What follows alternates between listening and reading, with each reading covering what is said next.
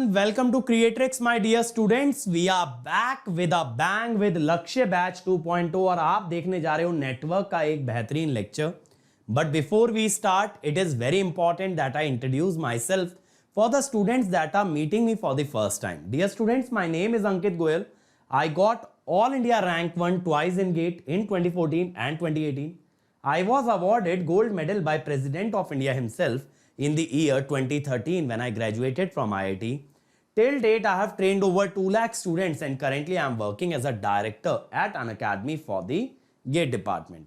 अब मेरे सभी बच्चे मेरे बारे में ये सारी बातें जानते हैं, लेकिन मैं कहता हूं बेटा सबसे इंपॉर्टेंट बात क्या है? इंपॉर्टेंट बात यह है बेटा कि आप लोग के लिए अनअकैडमी जितने ज्यादा से ज्यादा हो सकता है फ्री इनिशिएटिव लेके आता है और ये मेक श्योर करता है कि हमारे बच्चे हर कंपटीशन में सबसे आगे रहें. इसी डायरेक्शन में है ये लक्ष्य बैच 2.0 जो कि आपको आपके लक्ष्य तक पहुंचाएगा, आपको आपका टारगेट हिट करने में मदद करेगा, दैट इज गेट 2023. और देखो इसी तरह के फ्री सेशंस आपके लिए और भी अवेलेबल हैं. आपको बस इस लिंक पे जाना है और यहां पे ना ढेर सारे प्रैक्टिस क्वेश्चन है. अगर आप इस लिंक पे जाओगे ना, आपको ना यहां पे कंसेप्ट थ्रू क्वेश्चन में नेटवर्क का क्वेश्चन प्रैक्टिस मिलेगा. गेट PYQ बाय AIR 1 में आपको नेटवर्क के PYQs मिलेंगे इलेक्ट्रिकल और ECE के. तो अगर आप इस सीरीज के साथ ये दोनों सीरीज भी फॉलो करते हो तो आपसे नेटवर्क का कोई क्वेश्चन नहीं बचेगा, दैट इज अ गारंटी. आज का सेशन, अब देखो लास्ट लेक्चर में अगर हम रिकैप करें, पहले एक बार रिकैप करें तो हम लोगों ने क्या क्या कवर कर लिया था लास्ट क्लास में यार. लास्ट क्लास में हमने काफी डिटेल में बात की थी यार, काफी चर्चा हुई थी हमारी एक्टिव एंड पैसिव एलिमेंट्स को लेके. सही बात है, काफी चर्चित टॉपिक था और हमने सारी कंट्रोवर्सी को साइड लगाया था. इसके बाद हमने बात की थी linear and non linear element और मैंने आपको यह भी प्रूव किया था मेरे भाई कि resistance, inductance and capacitance are linear element. सही बात है, इस पे भी हमारी बात हुई थी अच्छे से, इस पे भी हमारी बात हुई थी भाई अच्छे से. तो ये दो चीजें हमने कर ली थी. अब हम आज क्या करेंगे, अब हम आज क्या करेंगे यार, इसरो के बारे में बेटा अभी सेशन लगा तो था क्रिएट्रिक्स चैनल पे. अब आज हम बात करेंगे यूनिलेटरल एंड बाइलेटरल एलिमेंट.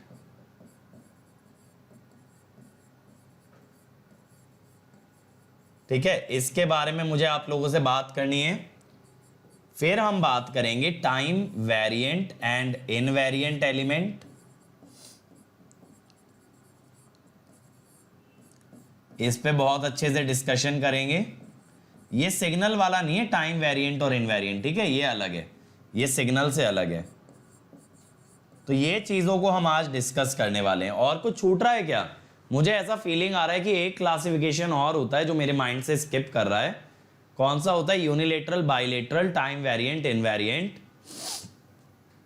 और कोई सा हम बोल रहे हैं क्या भाई? बताओ जल्दी से. कोई क्लासिफिकेशन स्किप कर रहे हैं क्या अपन? ऐसा कुछ फील हो रहा है क्या कि कोई क्लासिफिकेशन मिसिंग है? मुझे ऐसा लग रहा है कि 5 होते हैं. अब 5वां कौन सा होता है यार, ये याद नहीं आ रहा है, बताना एक बार. हाँ, लम्प्ड डिस्ट्रीब्यूटेड, बहुत सही, यही दिमाग से सरक गया था. Thank you guys. ये 3 क्लासिफिकेशन आज कराऊंगा, ठीक है. तो आज इस टॉपिक का दी एंड कर देंगे. कुछ क्वेश्चन भी आपके लिए लेके आया हूं, वो क्वेश्चन भी देखेंगे, ठीक है. ये 3 टॉपिक आज करेंगे, ऊपर वाले 2 टॉपिक ऑलरेडी कवर्ड हैं, ठीक है. चलो फिर शुरू करें मेरे भाई आज की कहानी.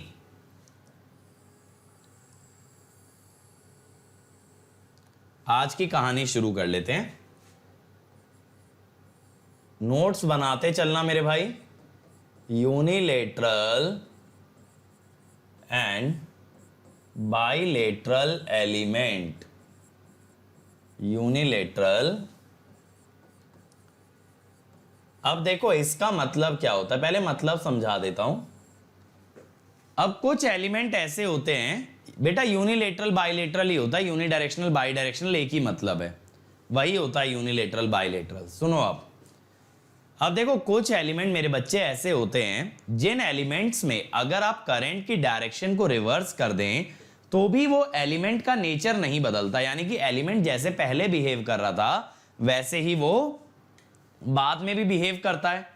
That is a sort of by directional और bilateral element, यानी if we reverse the direction of current flow the behavior of the element does not change। इसका क्या मतलब होता है? इसका मतलब ये होता है if an element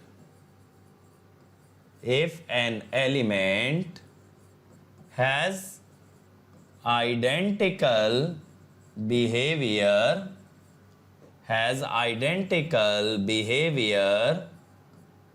or identical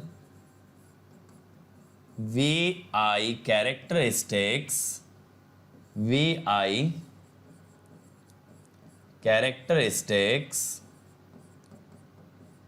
ठीक है। if an element has identical behavior or identical VI characteristic for current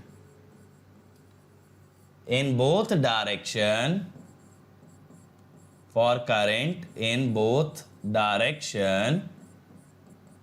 it is said to be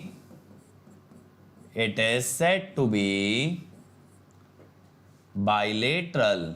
क्या बोला जाता है इसको? बाइलेटरल।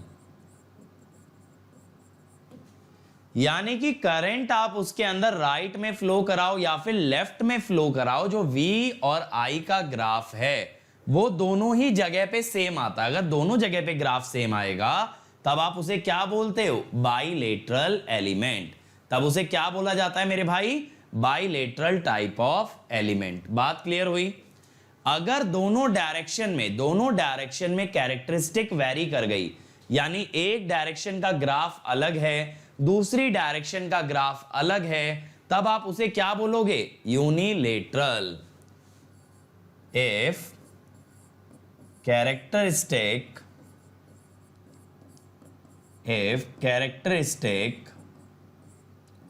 is not same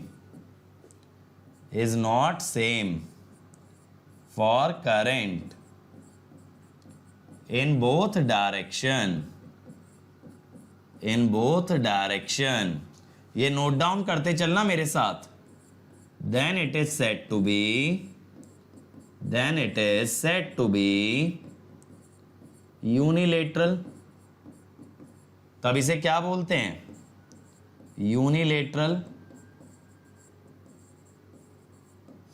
ठीक है, तब इसको यूनिलेटरल बोला जाता है। अब बेटा देखो ये वाला नोट डाउन कर लिया ना? यूनिलेटरल का एग्जाम्पल जो बार बार आप चैट के अंदर भी डाल रहे हो, बिल्कुल सही एग्जाम्पल है डायोड। बिल्कुल सही एग्जाम्पल है डायोड। डायोड में जब आप एनोड से कैथोड करंट फ्लो कराते हो then it acts as short circuit और it acts as a on switch. और डायोड में जब आप कोशिश करते हो कि कैथोड से एनोड करंट चला जाए तब वो काम करता है ओपन सर्किट का। ठीक है, then it works as open circuit. तो बेटा इस तरह से डायोड दोनों डायरेक्शन में एक जैसा बिहेवियर नहीं एग्जिबिट करता, so it is called as unilateral device. ठीक, तो देखो हम एग्जाम्पल के तौर पे डायोड ले लेते हैं, काफी पॉपुलर एग्जाम्पल है। अभिनव अभी मैं तुम्हारे पॉइंट पे आता हूं कि लीनियर एलिमेंट बाइलेटरल होते हैं, इस पे आता हूं। देखो डायोड है, अब ये इसका करंट होता है IA और ये इसके अक्रॉस वोल्टेज होता है बिटवीन एनोड एंड कैथोड। ठीक है, इफ IA इज पॉजिटिव यानी कि करंट जा रहा है anode to cathode,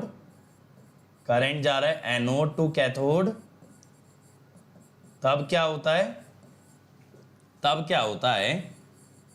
diode acts as short circuit. Diode acts as short circuit. अगर देखो करंट नेगेटिव आता है, अगर करंट नेगेटिव आता है यानी आपका करंट जाने की कोशिश अगर करता है कैथोड से एनोड, कहाँ जाने की कोशिश करता है? कैथोड से एनोड, तो यहां पे diode acts as open circuit. सही है? नहीं तो वैसे भी देखो, अगर आपको डायरेक्टली वीआई कैरेक्टरिस्टिक से देखना है ना, अगर हम बात करें इसकी प्रैक्टिकल वीआई कैरेक्टरिस्टिक, तो आप वीआई कैरेक्टरिस्टिक से बात कर लो मेरे भाई। अब वीआई कैरेक्टरिस्टिक से जब आप बात करोगे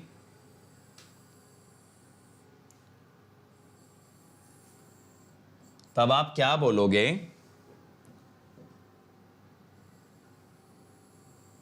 कि ये करंट देखो ऐसा दिखता है। ये चीजें आप एनालॉग के अंदर पढ़ते हो मेरे भाई।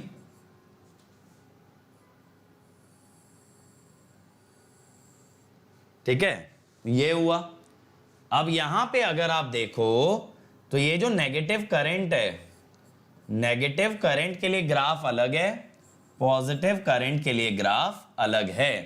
तो हम ये कह सकते हैं graph is not same, graph is not same in first and third quadrant. अगर ग्राफ मेरे भाई फर्स्ट और थर्ड क्वाड्रेंट में सेम नहीं है then it is unilateral, then it is unilateral. समझ में आया? ग्राफ सेम नहीं आया ना, ग्राफ सेम नहीं आया, बात क्लियर हुई? ग्राफ अगर देखो ओरिजिन के अबाउट सिमेट्रिक आ जाता ना, ऐसे इसके अबाउट अगर मिरर इमेज बन जाता then we will call it as a bilateral element. तो बाइलेटरल एलिमेंट की खासियत क्या होती है? The graph is symmetrical about origin, the graph और the VI characteristics are symmetrical about origin. Clear हुआ? ये बात क्लियर हो गई भाई सब लोगों को? फटाफट से बता दो मेरे भाई, फटाफट से। ठीक है, आगे चलें। तो ये वाला एक पॉइंट लिख लेना, for bilateral element, for bilateral element the VI curve, for bilateral element the VI curve is always symmetric about origin. For bilateral element, the VI curve is always symmetric about origin, is always symmetric about origin। ठीक है, origin के about symmetric है भाई। अब चलो यार मैं आपसे एक दो छोटे छोटे से क्वेश्चन पूछ लेता हूं। अच्छा पहले ही वाले पे बात कर लेते हैं, लीनियर और बाइलेटरल पे। अब देखो ये अभिनव ने जो पॉइंट उठाया ना लीनियर और बाइलेटरल का रिलेशनशिप, इस पे बात कर लेते हैं। मुझे ये बताना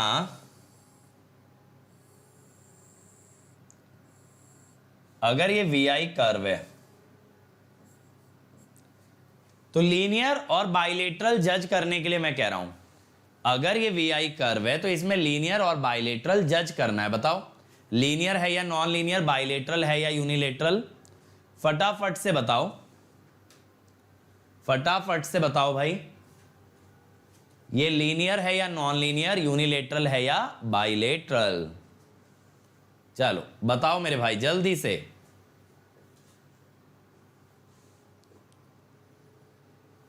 कम ऑन एवरीबॉडी।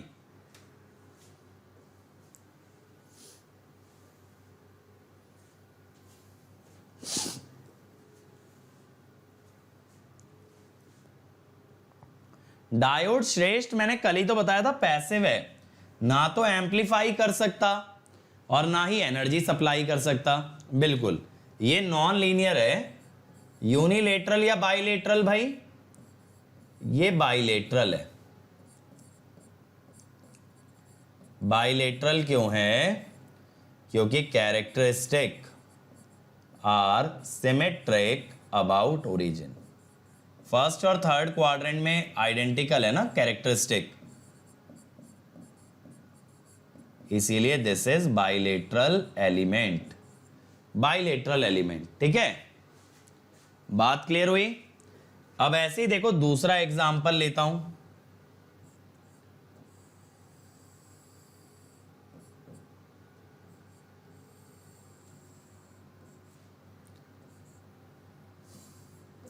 अब अगर मैं VI का ग्राफ आपको ऐसे दिखाऊं भाई, कुछ ऐसे। अब ये बताओ, अब ये वाला बताओ भाई क्या है, फटाफट से बताओ ये क्या है।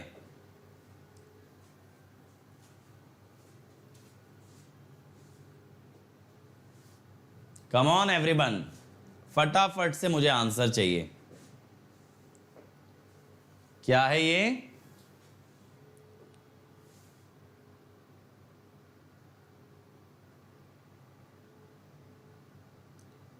कह सकते हो रेजिस्टेंस की वैल्यू से जज कर लिया, कह सकते हो बिल्कुल। चलो ये वाले पॉइंट पे भी हम चर्चा करते हैं।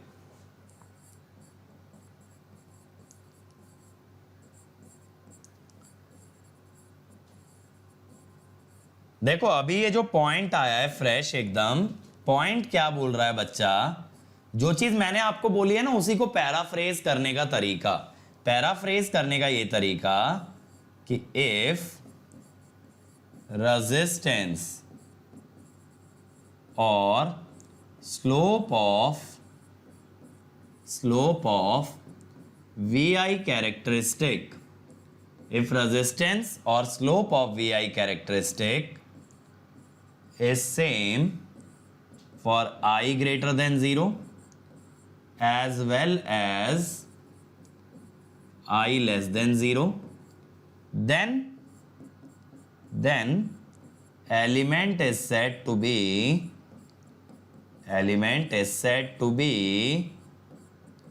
क्या? बाइलेटरल। क्या? बाइलेटरल।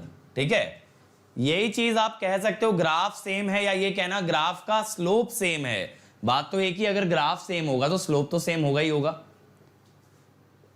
बिल्कुल बिल्कुल अभिनव, अगर VI कर्व की जगह IV कर्व भी दे दे तब भी बातें सेम रहेंगी, तब भी बातें एकदम सेम रहेंगी।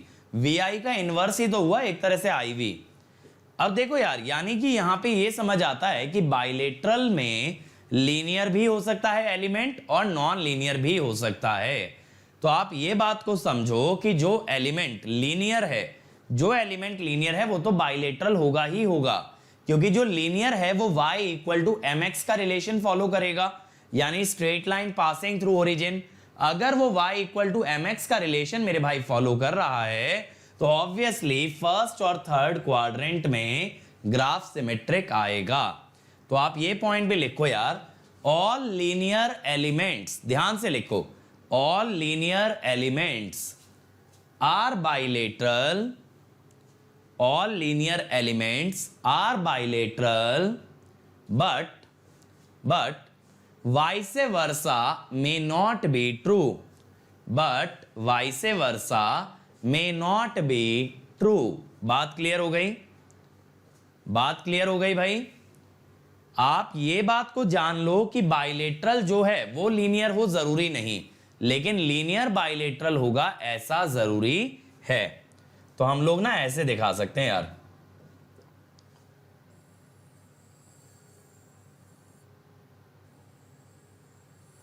कि अगर वेन डायग्राम से शो करो, बड़े वाला सर्कल अगर बाइलेटरल है तो बाइलेटरल का सबसेट होता है लीनियर।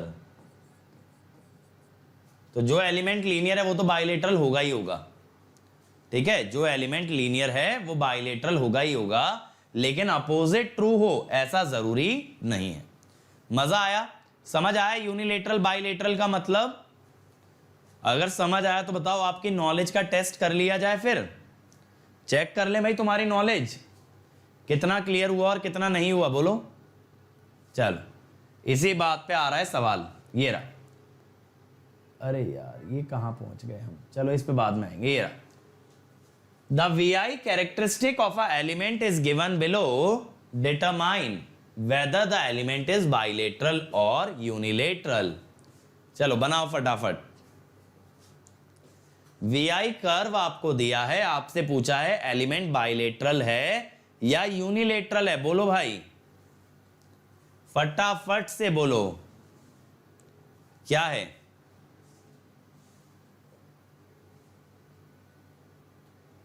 चलो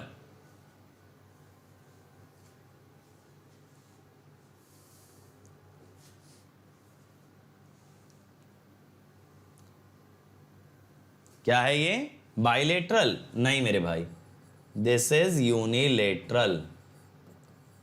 क्यों है सर ये यूनिलेटरल? क्योंकि ये इंटरसेप्ट 5 है और ये वाला 4 है। Intercept is not same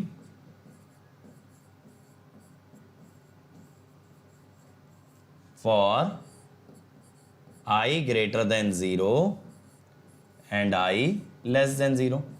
identical नहीं है ना मेरे भाई, आइडेंटिकल नहीं है ये, समझ में आया? ये आइडेंटिकल कहां हुआ, यहां 4 वोल्ट है और यहां 5 वोल्ट है, तो इट इज नॉट आइडेंटिकल।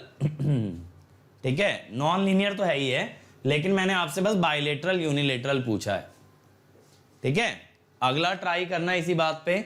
ये तो काफी बच्चों ने गलत कर दिया। अब ये बताओ बाइलेटरल या यूनिलेटरल, जल्दी बताओ अगला।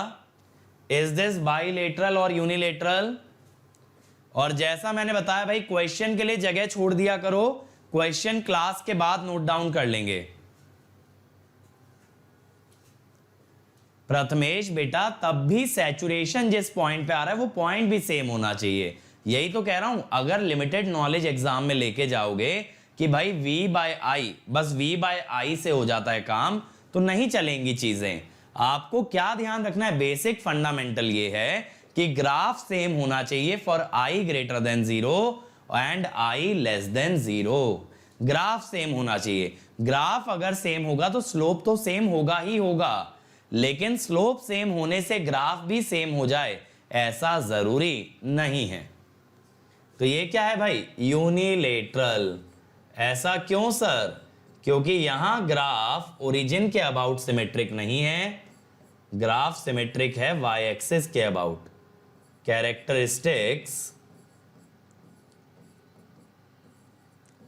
Are not symmetrical, characteristics are not symmetrical about origin, but they are symmetrical, they are symmetrical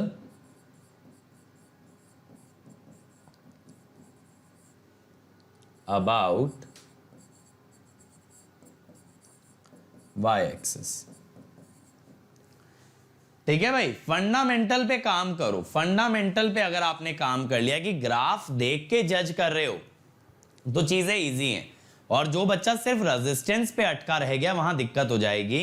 यही देखो, कल मैंने आपको एक्टिव पैसिव में भी समझाया था, मैक्सिमम टीचर सिर्फ आपको रेजिस्टेंस तक पढ़ाएंगे, लेकिन रेजिस्टेंस का एक्सेप्शन मैंने आपको दिखाया कि जैसे ही मैंने करंट की डायरेक्शन चेंज कर दी तो वहां पावर का कंसेप्ट तो वैलिड रहा, लेकिन रेजिस्टेंस वाला कंसेप्ट क्या हो गया था, इनवैलिड। इसीलिए मैं कहता हूं मेरे भाई कि अगर तैयारी करनी है तो तरीके से करो। ऐसे अगर रैंडमली करोगे कि भैया हमें बस एक छोटी सी चीज पता है, ना उसका आगा पता ना पीछा, ना उसका लॉजिक पता, बस हम इतना जानते हैं और इतना हम कर देंगे, ऐसे मत करो, मजा नहीं आएगा। बाप रे, कहां गए हम? चलो अब आगे चलते हैं यार। एक चीज हमें क्लियर हो गई, तीसरी क्लासिफिकेशन हमारी पूरी हो गई। अब मैं चौथी क्लासिफिकेशन की तरफ बढ़ता हूं।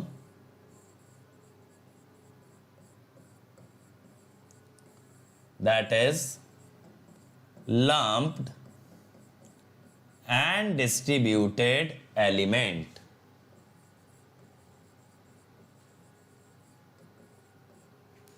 Lumped and distributed element. अब भाई बात यह है, लम्प्ड है और या फिर डिस्ट्रीब्यूटेड है, इसका क्या मतलब है? Sir all active system are non linear, ऐसा बोल सकते हैं? नहीं यार, ऐसा जरूरी तो नहीं है। कल हमने प्रथमेश ग्राफ बनाया था ना, एक्टिव आ रहा था जिसका स्लोप नेगेटिव था, वो लीनियर तो था और वो एक्टिव भी था, है ना, जिसमें y equal to minus M X वाली लाइन है, या ये कह दो y equal to M X की वैल्यू में m नेगेटिव है। चलो लम्प्ड और डिस्ट्रीब्यूटिव समझाने के लिए हम एक वायर ले लेते हैं। Just let me check if I have a wire. देखो यार, अब ये जो सिग्नल ट्रांसमिट करने के लिए वायर आती है ना, ये एक्चुअल में केबल होती है। This is actually a cable, it is not a wire. ये आपने देखा होगा ना, यूएसबी पोर्ट है मोबाइल चार्जिंग के लिए, यूएसबी केबल है। अब ये एक्चुअली केबल होती है। केबल का मतलब क्या होता है, जिसके अंदर कंडक्टर भी होता है, उसी के ऊपर इंसुलेशन भी होता है, सारे लेयर्स होते हैं, उतना डिटेल में नहीं जा रहे, तो उसको केबल कहते हैं। इसके अंदर ही फॉरवर्ड और इसके अंदर ही रिटर्न पाथ होता है। जबकि जब वायर की बात करते हैं ना, तो एक वायर फॉरवर्ड के लिए लगती है और एक रिटर्न के लिए लगती है, यानी एक वायर करंट लोड तक ले जाने के लिए लगती है और एक वापस लाने के लिए, क्योंकि करंट को क्लोज पाथ चाहिए। तो एक वायर अगर सोर्स से लोड तक करंट लेके जाएगी तो दूसरी वायर उसको वापस लेकर के आएगी। तो यहां पे जब हम केबल की बात करते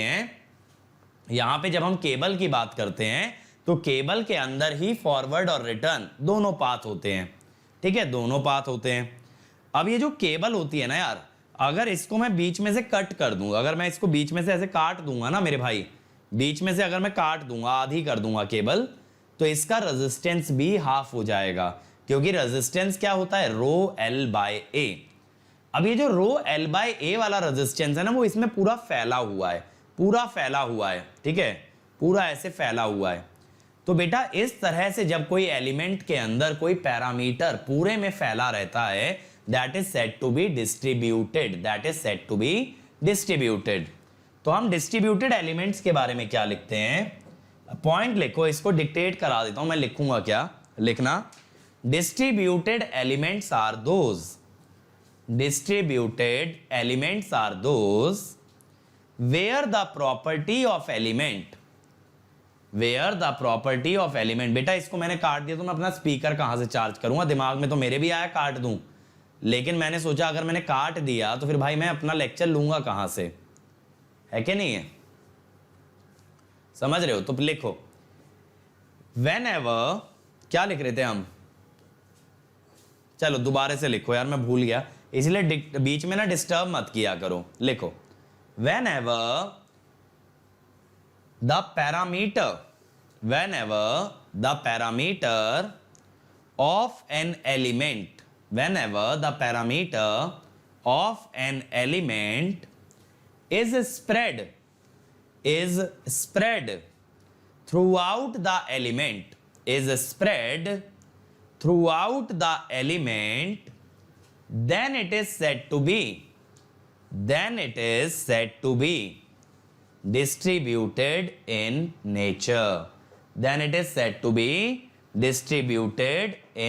nature. ठीक है, तो डिस्ट्रीब्यूटेड में क्या मतलब हुआ, डिस्ट्रीब्यूटेड का मतलब हुआ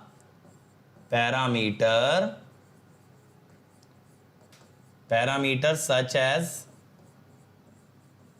R, L और C is spread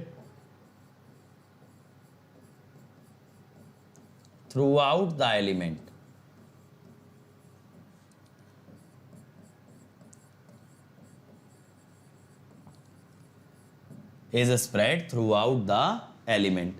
तो इस तरह के एलिमेंट को हम लोग क्या कहते हैं, डिस्ट्रीब्यूटेड एलिमेंट। अब देखो यार, आपने ना लैब के अंदर रेजिस्टेंसेस ऐसे भी देखे होंगे, आपने लैब के अंदर एक रेजिस्टेंस देखा होगा जिसे मैं कहता हूं ceramic register, light brown colour के आते हैं, देखें ब्रेड बोर्ड के साथ यूज किए होंगे, मेरे पास पड़ा नहीं तो मैं आपको दिखाता जरूर, डंबल टाइप का होता है, इतना बड़ा नहीं होता, ये तो मैं बड़ा करके दिखा रहा हूं। इस पे कलर स्कीम भी होती है ऐसे, है ना। तो ये होता है लंप्ड रजिस्टर। लंप्ड क्यों बोल रहे हैं इसको, क्योंकि बेटा इसका सारा का सारा रेजिस्टेंस इसी के अंदर समाया हुआ है, यानी जब किसी एलिमेंट की प्रॉपर्टी बहुत छोटे रीजन में और आइडियली एक पॉइंट पे कन्फाइन हो जाए, then it is said to be a lumped element, a lumped element. ऐसे ही आपने पता है एक और देखा होगा, बटन टाइप का कैपेसिटर देखा होगा। बटन टाइप का कैपेसिटर कहलाता है सिरेमिक कैपेसिटर, सिरेमिक कैपेसिटर। ठीक है, सिरेमिक कैपेसिटर क्या होता है, कुछ इस तरह का होता है, इस पे वैल्यू डली होती है। एक होता है इलेक्ट्रोलिटिक कैपेसिटर, इलेक्ट्रोलिटिक कैपेसिटर ये सिलेंडर की तरह होता है,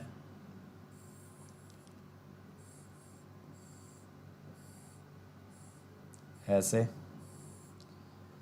है ना। तो ये सब के सब क्या हैं, लंप्ड एलिमेंट्स हैं। रुको, मेरे पास एक डिवाइस तो पड़ी थी, जस्ट लेट मी चेक, कहाँ गई, हाँ ये रही।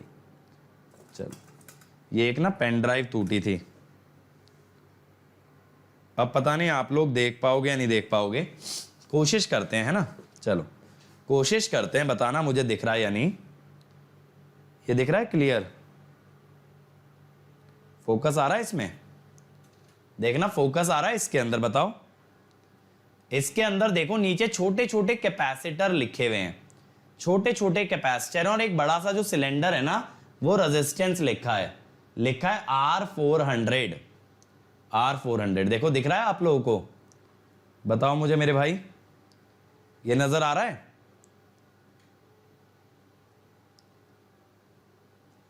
ये बड़ा सा जो सिलेंडर दिख रहा है ना, मेरे को लग नहीं रहा कि फोकस आ पा रहा है, थोड़ा दूर ले जाके देखते हैं। देखो ये बड़ा सा सिल्वर कलर का सिलेंडर दिख रहा है,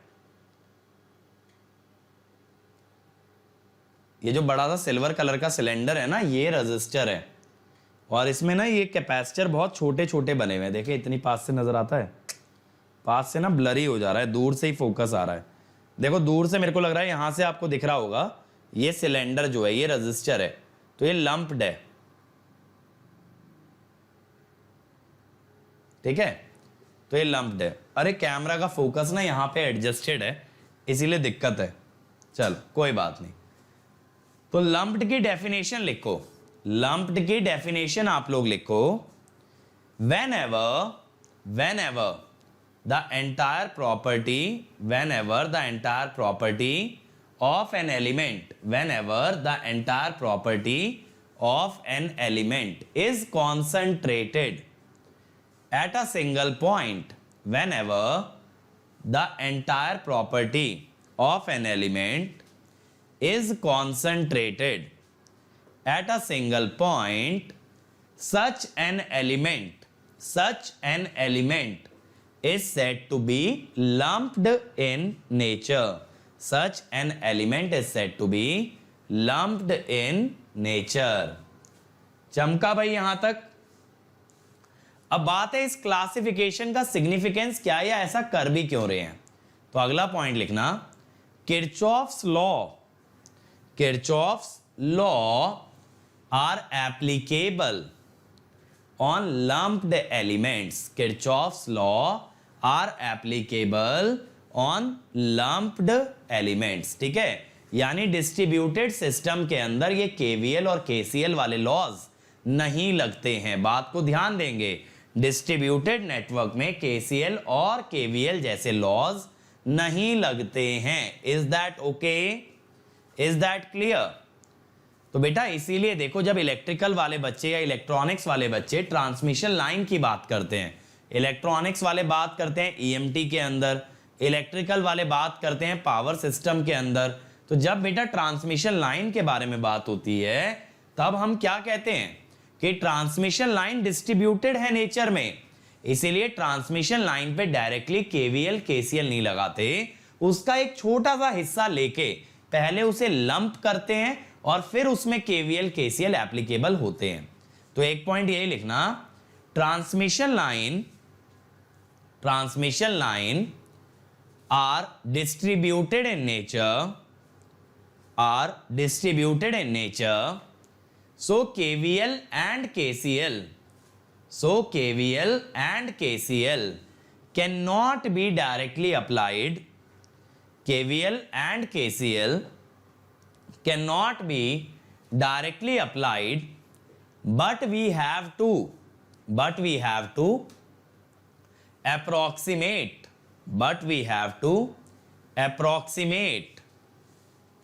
them by a lumped model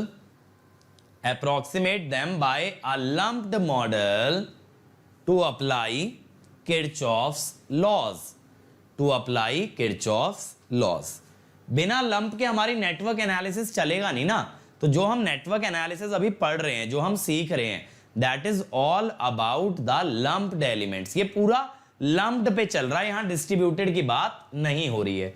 distributed को भी लंप से अप्रोक्सीमेट करते हैं, तब जाके नेटवर्क एनालिसिस के लॉज लगाते हैं। चमक गया भाई सब लोगों को? और बहुत अच्छी बात लिखी है ज्योतिर्मय ने कि भाई अगर लंप्ड एलिमेंट है तो आप उसे हाथ में पकड़ सकते हो, देख सकते हो। डिस्ट्रीब्यूटेड इतने छोटे छोटे पॉइंट्स पे डिस्ट्रीब्यूटेड है कि वहां पे आप उसको टच या फील नहीं कर सकते। ओम्स लॉ अप्लाई कर सकते हो प्रथमेश, ठीक है, ओम्स लॉ अप्लाई कर सकते हो। ठीक है भाई, चलें आगे। लंप्ड और डिस्ट्रीब्यूटेड क्लियर है तो एक बार दिल बन जाना चाहिए यार चैट के अंदर। एक और क्लासिफिकेशन हमने कवर कर दिया है। इसी बात पे अगले क्लासिफिकेशन पे चलता हूं भाई। अब क्या रह गया? हाँ, एक रह गया ना, फिर मैं भूल गया। अच्छा हाँ, टाइम वेरिएंट एंड इनवेरिएंट। लो, शुरू हो गया हमारे बोर्ड का ड्रामा। तुमने यार नजर लगा दी हैंड राइटिंग के बारे में बात करके ना, बोर्ड मेरा गड़बड़ करने लगा। ये कभी कभी ना एक आध पेज पे ऐसे करता है कि लेटर गायब रहते हैं। अब देखो, टाइम वेरिएंट और इनवेरिएंट क्या है? समय के साथ बदलाव। अगर एलिमेंट की वैल्यू समय के साथ बदलती है तो उसे कहते हैं टाइम वेरिएंट, और अगर समय के साथ नहीं बदलती है तब उसे कहते हैं टाइम इनवेरिएंट। अब आप मुझे बताओ, प्रैक्टिकली जो आपके एलिमेंट्स होते हैं उनकी वैल्यू, जैसे रेजिस्टेंस, इंडक्टेंस, कैपेसिटेंस, इनकी वैल्यू कांस्टेंट रहती है या आप लोगों के हिसाब से ये विद टाइम चेंज होती है? बताओ आप लोगों के हिसाब से क्या होता है? Whether the value remains the same और the value changes with time. Come on everybody, tell me, क्या होता है आप लोगों के हिसाब से? क्या होता है? टाइम वेरिएंट होते हैं एलिमेंट या इनवेरिएंट होते हैं? बेटा बोर्ड तो काले रंग का है, काला टीका लगा है, नजर कैसे लगेगी? चलो बताओ। बिल्कुल बेटा, ये हर एग्जाम के लिए यूनिवर्सल है, ठीक है। यूनिवर्सिटी के लिए या फिर कॉलेज के लिए या फिर आपके गेट के लिए, ईएससी के लिए, सब जगह चलेगी। बिल्कुल चेंज होती है। देखो, अब जैसे मान लो कोई लोहा है, कोई लोहे का आयरन का पीस है। अब उस आयरन के पीस का अगर जंग लग जाएगा तो उसका रेजिस्टेंस बदल जाएगा, लेकिन मेरे भाई ये चेंज इतना स्लो होता है। ये चेंज, अभिनव यार एक ही चीज तुम 10 बार क्यों पेस्ट करते हो मेरे बच्चे? एक बार भी बताओगे तो भी बात उतनी ही समझ आएगी। अब तुम ये सोचो, मैं ऐसे लेक्चर लेने लगूं तुम्हारी तरह, changes with time, changes with time, changes with time, changes with time, changes with time. मजा आया क्या? मजा आया? नहीं आया ना? बोर हो गए? ऐसे तुम लोग अपने आंसर, जब एक आंसर 50 बार पेस्ट करते हो, सेम फीलिंग मुझको आती है।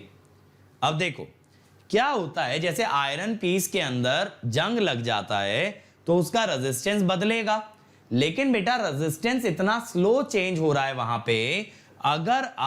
अगर आप किसी एक पर्टिकुलर टाइम पे देखोगे या बहुत स्मॉल इंटरवल में देखोगे तो आपको वैल्यू ऑलमोस्ट कांस्टेंट ही नजर आने वाली है, ठीक है। ऑलमोस्ट आपको वैल्यू कांस्टेंट नजर आएगी। समझ में आई मेरी बात? तो क्या होता है ना, नेटवर्क के अंदर जो हम टाइम इंटरवल कंसीडर करते हैं वो सेकंड्स में होता है, जबकि वैल्यू चेंज होने में आवर्स लग जाते हैं, डेज लग जाते हैं, मंथ लग जाते हैं। उतना टाइम हम कभी लेके ही नहीं चलते। हम बात करते हैं सेकंड्स की, और सेकंड्स के अंदर मेरे बच्चों वैल्यू ऑलमोस्ट क्या रहती है? कांस्टेंट। तो इस पे लिखना, प्रैक्टिकली, या फिर ऐसे लिखो the elements where the parameters change with respect to time, the parameters change with respect to time are said to be time variant, and the elements where the parameters remain almost constant,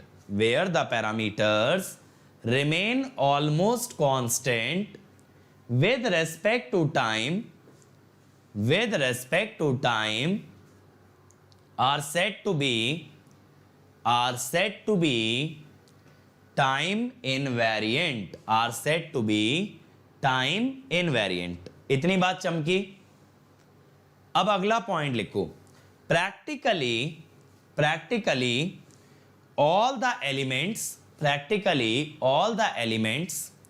are time variant.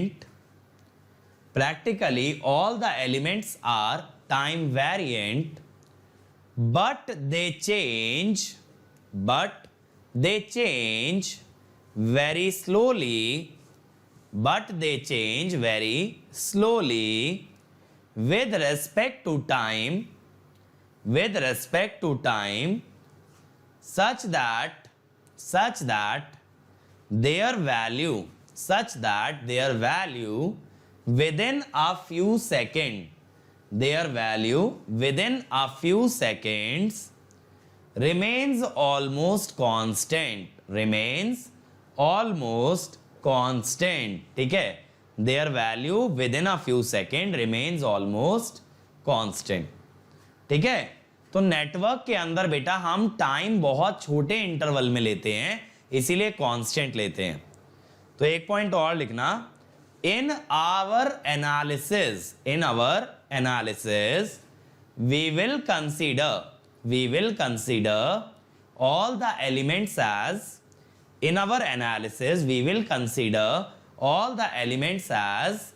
time invariant. अब देखो,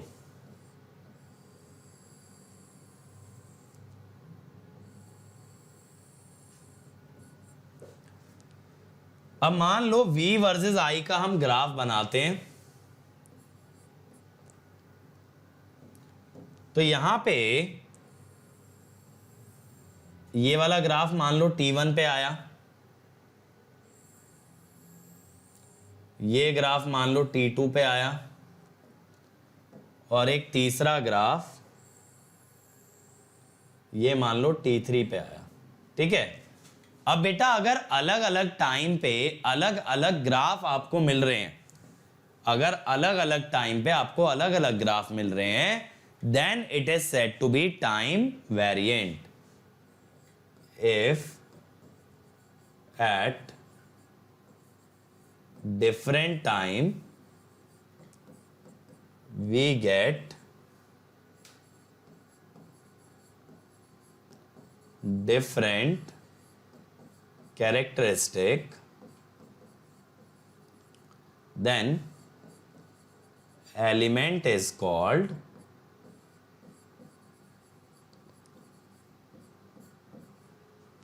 time variant.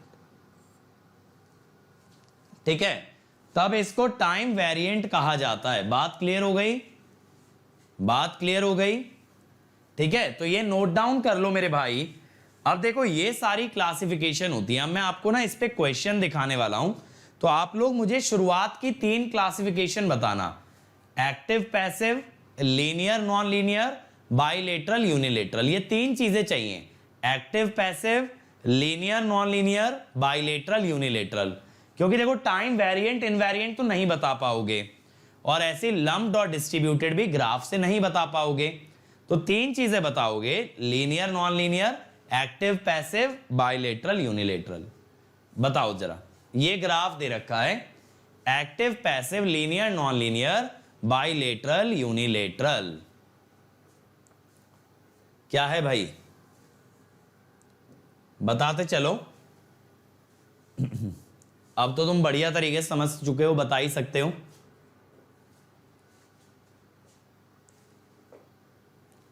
Come on everyone.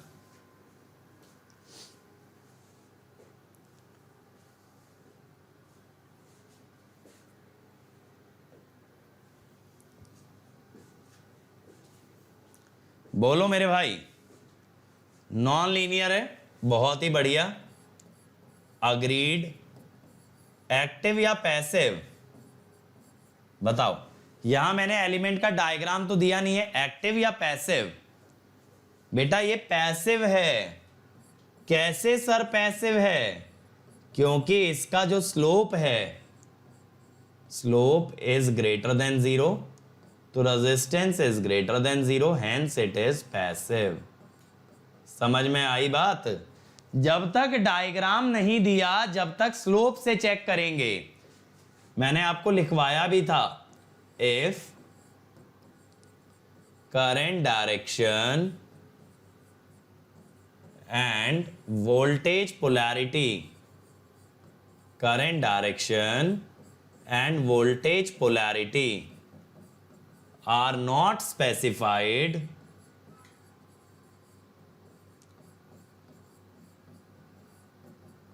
we judge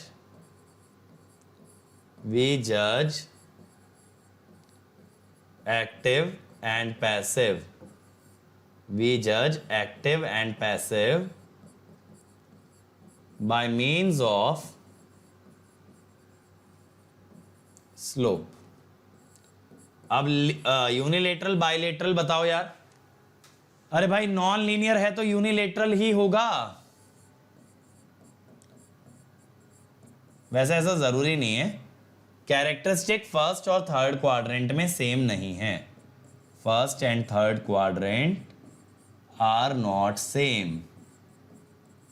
ठीक है भाई, तो ये note down कर लो। मुझे समझ नहीं आया इसमें इतने लोगों ने एक्टिव पैसिव की गलती क्यों की। एक्टिव पैसिव की इसमें काफी लोगों ने गलती कर दी। चलो ये क्लियर हुआ ना, आगे चलते हैं। अगला बताओ भाई, characterise the element whose characteristics are given below.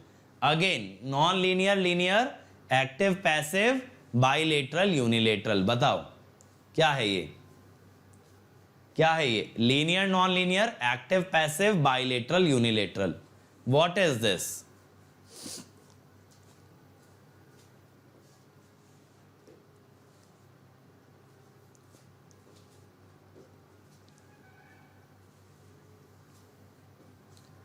Non linear है, बहुत ही बढ़िया।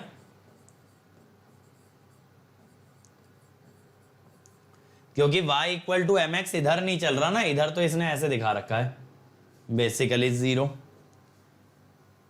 पैसिव है, सही बात है, रेजिस्टेंस इज पॉजिटिव तो इट इज पैसिव, और दोनों क्वाड्रेंट में सेम नहीं है इसीलिए यूनिलेटरल। बहुत सही, non linear, passive and unilateral. अगला देखो, मैं ग्राफ थोड़ा सा डार्क कर देता हूं, हो सकता है आप लोगों को नजर ना आ रहा हो। अब बताना क्या है, बताओ भाई क्या है ये? Linear, non linear, active passive, unilateral, bilateral. What is this?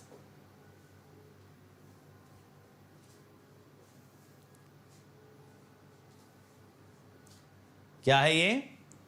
Passive, okay, resistance is positive, non linear है, सीधी बात है, y equal to M X का ग्राफ नहीं है, लेकिन मेरे भाई बाइलेटरल है, ये वाला बाइलेटरल है, ग्राफ दोनों क्वाड्रेंट में सेम है। ठीक है, बाइलेटरल है। चलो अगला चलते हैं, नेक्स्ट क्वेश्चन भाई, नेक्स्ट क्वेश्चन।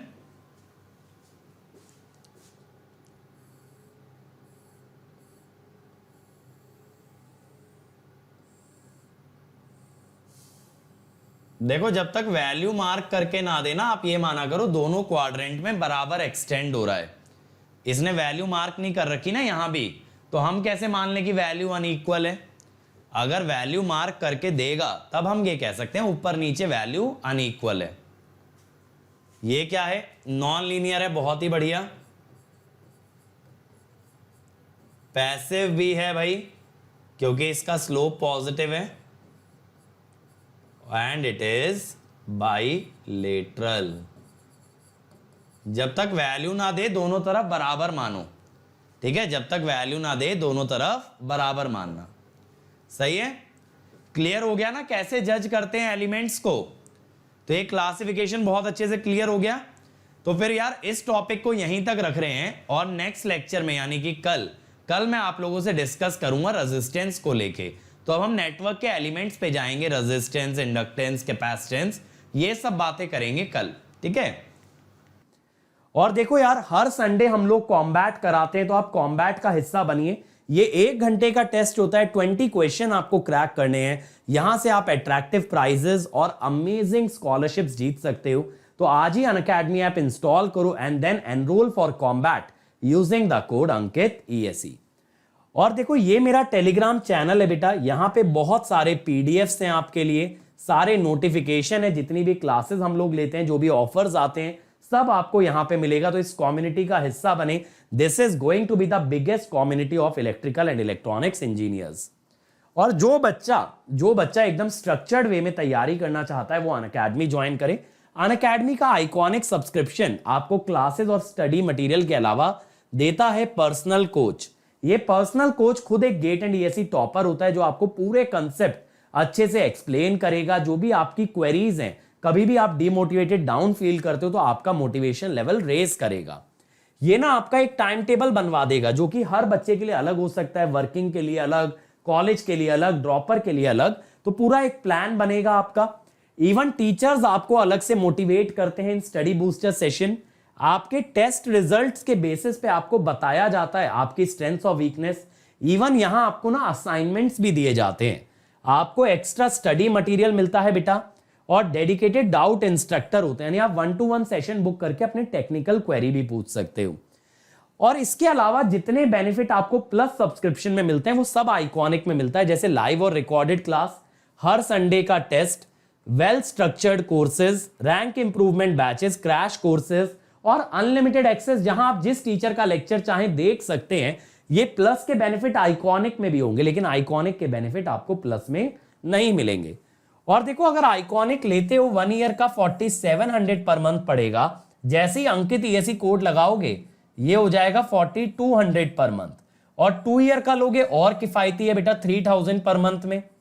अब द बेस्ट पार्ट इज कि ये अमाउंट आप पे कर सकते हो मंथली बेसिस पे, ठीक है, EMI की फॉर्म में, और या फिर आप इसको पार्शियली पे भी कर सकते हो, मतलब 2-3 पार्ट्स में डिवाइड करके।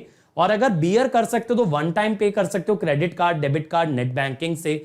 और ये भी कुछ ना हो पाए, you are really financially challenged, तो आप अनअकैडमी से लोन अप्रूव करा सकते हो, जहां पे ये अमाउंट आप बाद में भी दे सकते हो। लेकिन ये ध्यान रहे, डिस्काउंट और मेरी पर्सनल गाइडेंस के लिए कोड लगाना है अंकित ESE।